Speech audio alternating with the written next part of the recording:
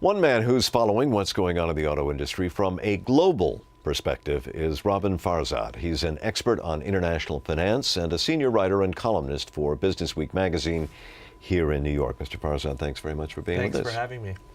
So, if the big three get bailed out, what will it mean for their subsidiaries overseas, the companies they operate overseas, and the employees who work for them overseas? Do they get bailed out too? It's an unbelievable tangle, and when and if this package emerges out of D.C., you can rest assured, or rest rather not assured, that it's going to have all these footnotes and asterisks attached, because all automakers now of any import are globalized companies. They have thousands of component makers, whether based in the United States, Mexico, Canada, Europe, South Asia. Where do you draw the line if you're Washington and say we want the bailout money only going to these cities in Detroit? Well, is that possible? What about the other players? Could lawmakers put some stipulations to say, well, the money's all going to be spent in the U.S.? There's going to be a significant amount of hair splitting, because what if a car has, let's say, half of its components sourced abroad? What are you going to do? And by the way, what about reciprocity? The Japanese car makers are already substantially in the United States churning out Camrys, the Toyota Prius, some of the more fuel-efficient vehicles in the South and the Midwest.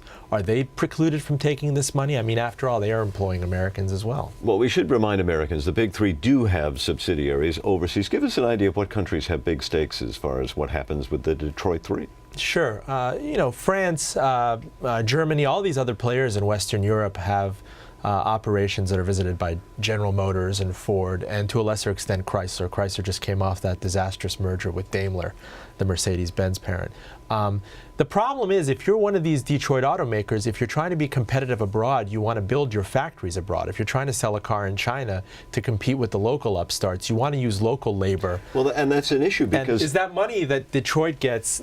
What if they have a growth opportunity in China and they want to spend it on a Chinese factory at the expense of closing down, say, a Pontiac factory and American auto worker jobs? And there's going to be an outcry about that. That's why this is so vexingly difficult to comprehend. What kind of strings do you attach to a $35 billion package?